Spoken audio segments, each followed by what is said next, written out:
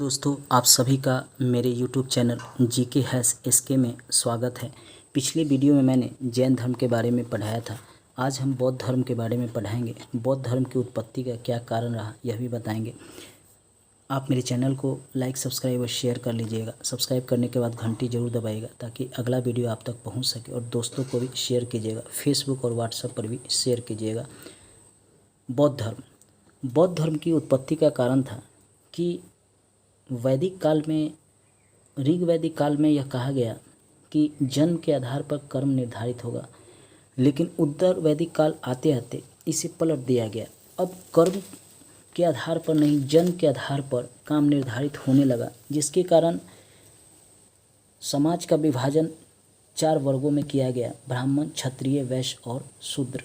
जिसमें शूद्र की स्थिति बहुत दयनीय उत्तर वैदिक काल में हो गई, और साथ ही महिलाओं की, वैश्यों की स्थिति भी उतनी अच्छी नहीं थी।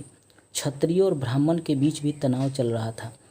अतः एक ऐसे धर्म की तलाश में थे जहां उन्हें समानता का अधिकार मिल सके। बौद्ध धर्म में ब्राह्मण, क्षत्रिय, वैश्य और शूद्र चारों को समान स्थान दिया गया, एक ही स्थान माना गया। इन सभी का विभेद इसमें नहीं किया गया, जिसके कारण खासकर वैश्य और शूद्र और क्षत्रिय इस धर्म की ओर आकर्षित हुए। बौद्ध धर्म के विकास में दूसरा कारण एक और भी था कि उस समय कर्मकांड तेज़ी से बढ़ रहा था, खासकर उत्तर वैदिक काल में, और पशुओं की बलि तेज़ी से दिया जा रहा था, जिसके कारण कृषि के लिए अब पशु कम होने लगे। इसका विरोध बौद्ध धर्म ने किया, जिसके कारण कृषकों का भी जुड़ाव बौद्ध धर्म की तरफ होने लगा। बौद्ध धर्म के संस्थापक गौतम बुद्ध थे। इन्हें एशिया का ज्योतिपुंज भी कहा जाता है, लाइट ऑफ एशिया कहा जाता है। इन्होंने एशिया के कई भागों में बौद्ध धर्म का प्रचार किया और अहिंसा के बारे में बात की। इनका जन्म 563 ईसा पूर्व में हुआ था, कपिलवस्तु में, जो लुम्बिनी नामक स्थान पर है। यह लुम्बिनी जो है भारत और नेपाल की सीमा पे, यहाँ पे यह लुम्बिनी है, यहीं पे इनका जन्म हुआ था। इनके पिता शूद्रोधन शाक गण के प्रमुख थे। हमेशा ये प्रश्न पूछता है कि शूद्रोधन किस गण के प्रमुख थे, तो शाक गण के प्रमुख थे। इनकी माता का नाम महामाया देवी था।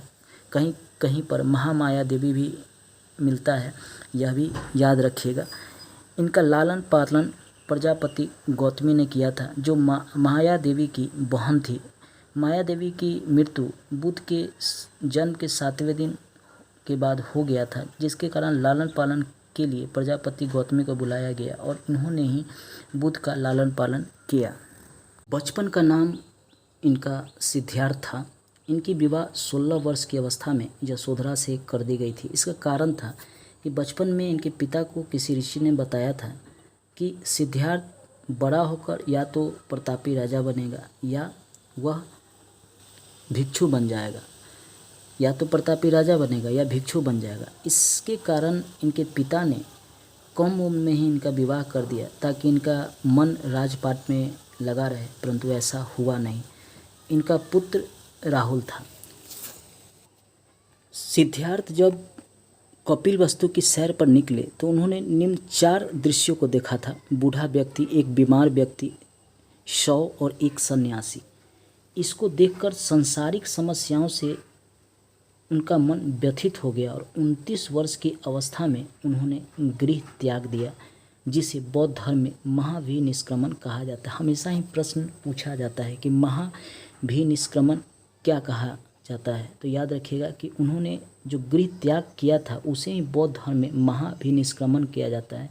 यानी घर त्याग करने की स्थिति में बौद्ध धर्म में उसे महाभिनिष्क्रमण कहा गया, और जब उनकी मृत्यु हुई तो उस समय को महापरिनिर्वाण बौद्ध धर्म में कहा गया।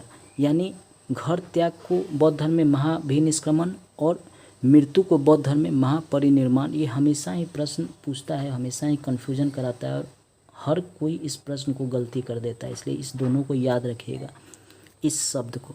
गृह त्याग करने के बाद सिद्धार्थ ने वैशाली के आलार कलाम से सांख्य दर्शन की शिक्षा ली। यह इनके प्रथम गुरु थे, लेकिन इनकी शिक्षा से सिद्धार्थ संतुष्ट नहीं हुए, इसलिए उन्होंने राजगीर के रुद्रक रामपुत्र से भी शिक्षा ग्रहण किया। यह इनके दूसरे गुरु थे, फिर भी इन्होंने संतुष्टि प्राप्त नहीं की। अतः बिना अन्न जल ग्रहण किए हुए 6 वर्ष की कठिन तपस्या उन्होंने की और 35 वर्ष की आयु में वैशाख पूर्णिमा के दिन निरंजना, जिसे फाल्गु नदी कहते हैं, के किनारे पीपल वृक्ष के नीचे इनको ज्ञान प्राप्त हुआ और तब सिद्धार्थ से बुद्ध कहलाने लगे। कहा जाता है कि इस समय इनको बहुत कष्ट उठाना पड़ा था। बुद्ध अपना प्रथम उपदेश सारनाथ में दिया था, जिसे ऋषि पतनम भी कहा जाता है। बौद्ध ग्रंथों में इसे धर्म चक्र प्रवर्तन कहा जाता है। हमेशा ही प्रश्न पूछता है कि धर्म चक्र प्रवर्तन क्या कहलाता है। जहाँ उपदेश बुद्ध ने प्रथम बार दिया उसे ही बौद्ध ग्रंथों में धर्म चक्र प्रवर्तन कहा जाता है, और यह सारनाथ में इन्होंने दिया था, जिसे ऋषि पतनम भी कहा जाता है। इन्होंने अपना उपदेश पाली में दिया, जो जनसाधारण की भाषा थी। इन्होंने संस्कृत में नहीं दिया। यह जानते थे कि अगर बौद्ध धर्म का प्रसार करना है, लोगों के बीच जाना है, लोगों को अपने धर्म से जोड़ना है, तो उनकी भाषा में ही हमें धर्म का प्रचार करना पड़ेगा। तो उन्होंने पाली भाषा में अब बौद्ध धर्म का प्रचार किया। लेकिन बाद में संस्कृत को भी अपनाया गया, संस्कृत में ग्रंथ लिखे गए और संस्कृत में प्रचार प्रसार करने की कोशिश की गई। बौद्ध धर्म के पतन का कारण एक यह भी माना जाता है, कौशल, वैशाली, कौशाम्बी आदि बौद्ध धर्म के अनुयायी बने, क्योंकि यह क्षेत्र पहले से ही बौद्ध धर्म के अनुयायी बुद्ध के पिता से पहले ही से ही संबंधित थे। चूँकि बुद्ध के पिता शाकगण के प्रमुख थे, उस समय कौशल, वैशाली और कौशाम्बी के भी शासक उनसे संबंधित थे। अतः यहाँ बौद्ध धर्म का प्रसार करना आसान हुआ। सर्वाधिक उपदेश उन्होंने कौशल देश की राजधानी श्रावस्ती में दिया था। हमेशा ही प्रश्न पूछता है कि बुद्ध ने सबसे ज़्यादा उपदेश कहाँ दिया था, सबसे ज़्यादा बौद्ध धर्म का प्रसार कहाँ हुआ था, तो श्रावस्ती में हुआ था। इनके अनुयायी थे बिंबिसार थे, प्रसेनजित थे, उदयन थे। कभी कभी यह भी पूछ देता है प्रश्न में कि बुद्ध के समय कौन कौन शासक थे, तो याद रखिएगा बिंबिसार, प्रसेनजित, उदयन। चूँकि जब ये अनुयायी बने तो उस समय ये थे, तभी तो इनके अनुयायी बने। बुद्ध की मृत्यु 80 वर्ष की अवस्था में 483 ईसा पूर्व में कुशीनारा में, जो अभी देवरिया में स्थित है, जो उत्तर प्रदेश में स्थित है, वहाँ पर चंदू द्वारा अर्पित भोजन करने से हो गई थी। हमेशा ही प्रश्न पूछता है कि बुद्ध की मृत्यु कहाँ हुई थी, तो कुशीनारा में हुआ था। हमेशा ही UPSC, BPSC, SSC, banking, railway, CTET, BPSC में इस तरह के प्रश्न पूछे जाते हैं।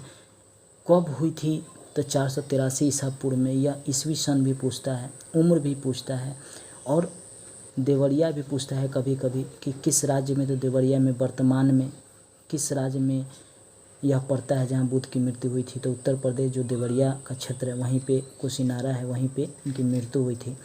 और किसके भोजन अर्पित करने थे, तो चुंद के भोजन अर्पित करने से, जिसे चंदू भी कहा जाता है, सूकर मांस इन्होंने अर्पित किया था, जिससे खाने से इनको अतिसार रोग हो गया था। ऐसा कुछ इतिहासकारों का मानना है, इससे इनकी मृत्यु हो गई। बौद्ध धर्म में इसे महापरिनिर्वाण, ये हमेशा पूछता है, ये हमेशा याद रखिएगा कि बौद्ध की मृत्यु को कहा जाता है महापरिनिर्वाण। बौद्ध धर्म में इसे महापरिनिर्वाण कहा गया है। मल्लियों ने अत्यंत सम्मानपूर्वक बुद्ध का अंत्येष्टि संस्कार किया था। दोस्तों, यह आज हमने बौद्ध धर्म के उत्पत्ति, बौद्ध धर्म के विकास, बौद्ध की जन्म और उनकी मृत्यु से संबंधित जानकारी मैंने आपको दिया। नेक्स्ट वीडियो में बुद्ध के द्वारा क्या क्या कार्य किए गए अपने धर्म के विकास के लिए, इसके बारे में हम जानकारी देंगे, और कहाँ कहाँ पर बौद्ध संगतियाँ हुई हैं इस संबंध में भी जानकारी देंगे। अच्छा, इसलिए मेरे नेक्स्ट वीडियो को भी ज़रूर देखिएगा। अब इससे संबंधित प्रश्न को भी देखेंगे। मेरे चैनल को सब्सक्राइब जरूर कीजिएगा, सब्सक्राइब कर घंटी जरूर दबाइएगा ताकि अगला वीडियो आप तक पहुंच सके। दोस्तों को भी शेयर कीजिए, फेसबुक, व्हाट्सएप, ट्विटर पर भी इसे ज़रूर शेयर कीजिएगा। धन्यवाद दोस्तों। प्रश्न है, बुद्ध को किस स्थान पर महापरिनिर्वाण प्राप्त हुआ था? कुशीनारा, जिसे कुशीनगर भी कहते हैं। अगला प्रश्न, किस भाषा का ज़्यादा प्रयोग बौद्धवाद के प्रचार के लिए किया गया? पाली भाषा का प्रयोग किया गया था। अगला प्रश्न है, बौद्ध धर्म एवं जैन धर्म दोनों के उपदेश किसके शासन काल में दिया गया था? बिंबिसार के समय दिया गया था, मैंने पढ़ाया भी है। अगला प्रश्न है, गौतम बुद्ध ने अपना प्रथम उपदेश कहाँ दिया? उत्तर है सारनाथ। ये सब प्रश्न पूछे गए हुए हैं। प्रश्न है, बौद्ध धर्म ग्रहण करने वाली पहली महिला कौन थी? प्रजापति गौतमी थी, जो बुद्ध की मौसी थी। उन्होंने बौद्ध धर्म ग्रहण किया था। अगला प्रश्न है, बोध गया स्थित है, बिहार में यह स्थित है अभी। सिद्धार्थ को ज्ञान प्राप्ति कहाँ हुआ था? उत्तर है बोध गया। सारनाथ में बुद्ध का प्रथम प्रवचन कहलाता है धर्मचक्र प्रवर्तन। दोस्तों, यह पूछे गए प्रश्न हैं, आप इसके आधार पर अनुमान कर सकते हैं कि कौन सा प्रश्न अब आगे पूछा जाएगा। दोस्तों, मेरे चैनल को सब्सक्राइब जरूर कर लीजिएगा। धन्यवाद दोस्तों।